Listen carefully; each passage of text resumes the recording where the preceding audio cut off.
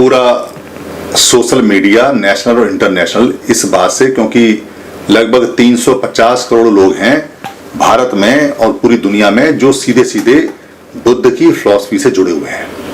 इसके अलावा जो यूरोप के अंदर या ऑस्ट्रेलिया के अंदर या अमेरिका के अंदर या लैटिन अमेरिका में या अरब कंट्रियों के कुछ जानकार लोगों में भी ये बात, और एशिया के तो सारे देश हैं ही, बुद्ध की हर एक बात भारत में जो भी घटना होती है उस पर उनकी आंख नाक कान लगे रहते हैं।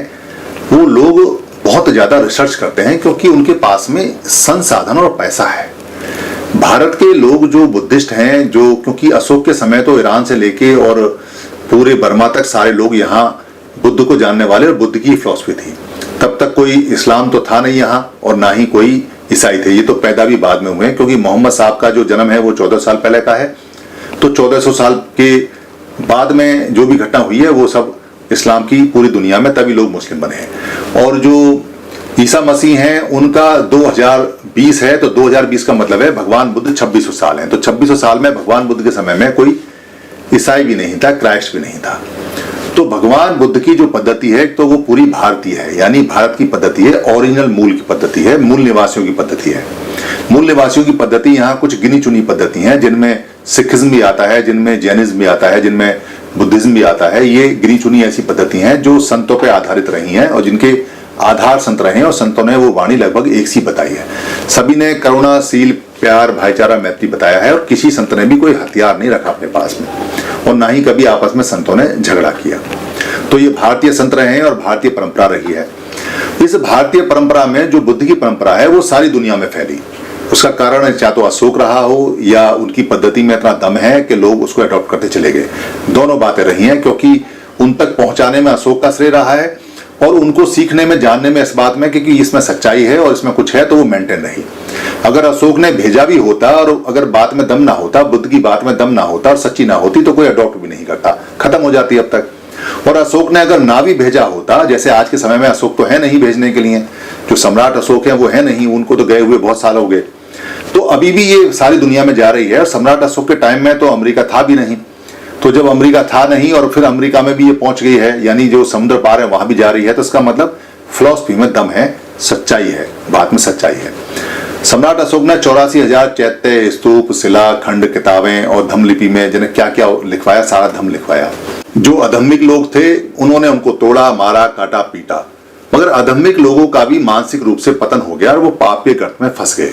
कोई किसी की विचारधारा या मान्यता से अगर नफरत करता है तो वो सबसे पहले अपने आप से नफरत करता है। इस बात को आप सीखें, इस बात को आप समझें कि अगर मैं आपकी विचारधारा से नफरत करता हूं तो वो नफरत मेरे अंदर है, विचारधारा में नफरत नहीं है। मैं करता हूं तो मेरे अंदर है। अगर मैं आपका घर तोड़ता हूं तो घर तोड़ने का जो पाप है, जो नफरत है, वो मेरे अंदर है, घर में नहीं है। तो कोई व्यक्ति अगर अशोक की विचारधारा को या बुद्ध की विचारधारा को या किसी और मत की विचारधारा को अगर तोड़ता है तो विचारधारा में कोई दिक्कत नहीं है, दिक्कत उस व्यक्ति में है, उसके मानसिक पड़ाव में है। भगवान बुद्ध ने तो कभी जीवन में किसी का बुरा किया नहीं और दुनिया का कोई आदमी ये कह नहीं सकता कि वो परफेक्ट नहीं है। एक कमी नहीं है उनकी पूरी लाइफ हिस्ट्री में, एक सिंगल कमी नहीं है। कोई अगर ये कह दे कि एक रत्ती भर का सुई का भी कमी है तो भगवान बुद्ध का पूरा धम्म उसके लपेटे में आ जाता। एक सिंगल कमी कोई नहीं बता सकता उस संत के अंदर, उस व्यक्ति के अंदर जो शुद्ध हो गया, परिशुद्ध हो गया, 100% प्योर हो गया। फिर भी लोग अगर उससे डरते हैं, लोग उससे परेशान रहते हैं, अगर उसके आल्यों को, उसके शिवालयों को, उसके जो भवन हैं या जो उसके मंदिर हैं या जो उसके विहार हैं या जो उसके आराम हैं, उनसे अगर डरते हैं, ईंट पत्थरों से डरते हैं, उसकी फिलॉसफी से डरते हैं, तो बेसिकली बुद्ध का तो कुछ डरने वाला है नहीं। वो अपने पाप कर्मों से डरते हैं। उनके अंदर इतने पाप कर्म हैं कि वो पाप कर्म अच्छाई को बर्दाश्त नहीं कर पाते और वो रात भर कांपते हैं और डरते हैं और सुबह को पत्थरों को जाके तोड़ आते हैं, पत्थरों से जाके अपना बैर निकाल आते हैं। तो उनका डर इतना ज्यादा है उस संत से जिस संत ने आज तक कभी एक चींटी न मारी हो और कभी को किसी को मारने के लिए कहा भी ना हो, जो करुणा का पूरा पूरा सागर रहा है। ये बात आप इस पर समझें। तो उसके अगर कोई चिन्ह निकलते हैं जमीन से, क्योंकि निकलेंगे, 84,000 हैं पूरे भारत में, ईरान से लेकर यहाँ तक सब जगह मिलते हैं, पूरे पाकिस्तान में मिलते हैं, पूरे अफगानिस्तान में मिलते हैं, पूरे नेपाल में मिलते हैं, श्रीलंका तो भरा पड़ा है, बर्मा है, थाईलैंड है, लाओस है, अब तो पूरी दुनिया में है। सब तरह में, यहाँ तक कि अफ्रीका के अंदर भी ब्लैक भिक्खु आ गए हैं, क्योंकि उनको ये अच्छा लगता है, सच्चाई से करुणा से वो सुख लेना चाहते हैं, सुख प्राप्त करना चाहते हैं। तो भारत के सारे लोग भी कभी बुद्धिस्ट थे, क्योंकि जब ईरान के थे, इराक के थे, नेपाल के थे, पाकिस्तान के थे, जो आज के समय में अलग अलग हैं, उस समय तो अशोक के समय वृद्ध भारत में एक ही हुआ करते थे। तो सारे लोग यहाँ, और कोई पद्धति थी भी नहीं, तो वही पद्धति वो अपनाते थे, तो सारे लोग वही थे। मगर किसी आदमी ने भी कभी ये दावा नहीं किया कि भाई सारे लोग बुद्धिस्ट हैं और सारे लोग बौद्ध को मानने वाले हैं। अब क्यों नहीं मानते? लोगों की मर्जी है, लोगों की चॉइस है, जो उनका अच्छा लगे करें। ये तो जीवन का एक तरीका है जो बुद्ध ने बताया है। जबरदस्ती तो कभी किसी को बुद्ध ने कोई फिलॉसफी सिखाई नहीं, और इसमें है भी क्या? आपको शुद्ध होना है, मेहनत करनी है, कोई आपको पैसा तो मिलना नहीं है, आपको संसाधन तो मिले नहीं है, आपको कोई राजपाट तो मिलना नहीं है, आपको सुख मिलेगा, चाहिए तो ले लो, नहीं ले लो कोई बात नहीं। इसलिए उन्होंने कोई इस तरह का प्रचार तंत्र भी नहीं बनाया जो मजबूरन या जबरदस्ती का या लठ के आधार पर या तलवार के आधार पर होता हो।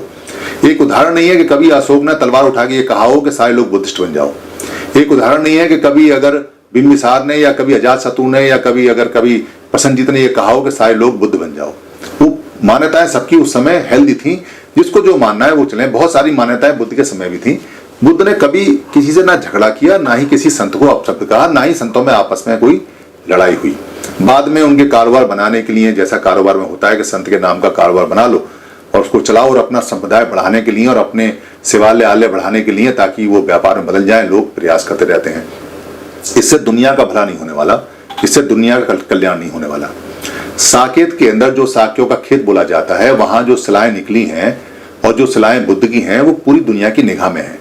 पूरी दुनिया उसको रिसर्च कर रही है, क्योंकि उनके पास में तो रिसर्च का संसाधन है, पैसा है, टेक्नोलॉजी है। वो तो सैटेलाइट से भी फोटो खींचते रहते हैं, कहाँ क्या निकल रहा है, कहाँ क्या नहीं। 1 मीटर का ही सैटेलाइट से फोटो खींच जाता है आज के समय में। और अब तो भारत में पॉल्यूशन भी नहीं है, तो हम कह सकते हैं कि अब तो 6 इंच का भी फोटो ले सकते हैं। सब लोगों की निगाह है, सब जानते हैं। तो भारत की खूबसूरती इस बात में है कि एक दूसरे के मत का सम्मान करें। अगर वहां बुद्ध का कुछ निकला है तो उसको पूरी दुनिया के सामने आना चाहिए। अगर वो दुनिया के सामने नहीं आएगा तो दुनिया को पता तो चल ही चुका है, दुनिया उसको देखी है।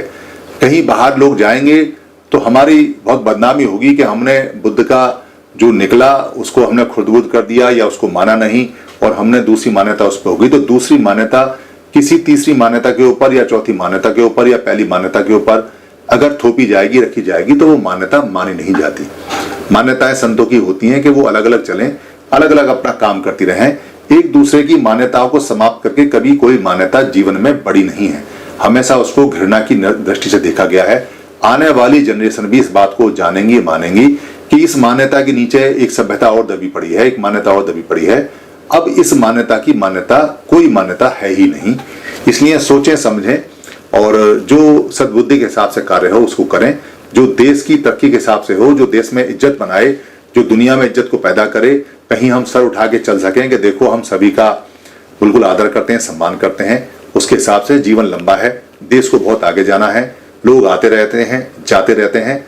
मान्यताएं, जो मान्यताएं होती हैं, जो सही होती हैं, वो हमेशा टिकी रहती हैं, और जो मान्यताएं काल्पनिक होती हैं, जो खराब होती हैं, वो कुछ समय के बाद में अपने आप ही खत्म हो जाती हैं। धन्यवाद। आप सभी से ये निवेदन है कि अगर आपको ये वीडियो अच्छी लगती है या बाकी वीडियो अच्छी लगी हैं और आपको लगता है कि धम्म की वीडियो किसी को और मिलनी चाहिए या किसी को गिफ्ट में भेजनी चाहिए या किसी भाषा में कन्वर्ट करके आगे बढ़ानी चाहिए या प्रिंट में किताब में छापनी चाहिए या इसकी जो ऑडियो है उसे निकाल के भेजना चाहिए या इसका किसी पार्ट को इस्तेमाल करना चाहिए, तो आपको लिबर्टी है, आपको छूट है। ये सभी कॉपीराइट फ्री हैं। आप अपने फेसबुक पे, अपने पेज पे, अपने ट्विटर पे या अपने हैंडल पे या लिंक को कहीं भी शेयर कर सकते हैं, कहीं भी चला सकते हैं। आप यूट्यूब पे भी चला सकते हैं, अपने नाम से चला सकते हैं।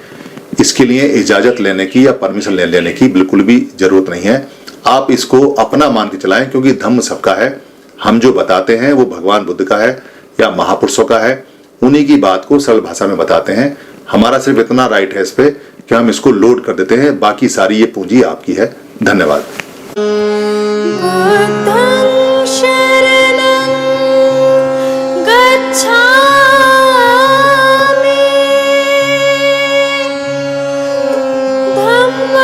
शरणं गच्छामि।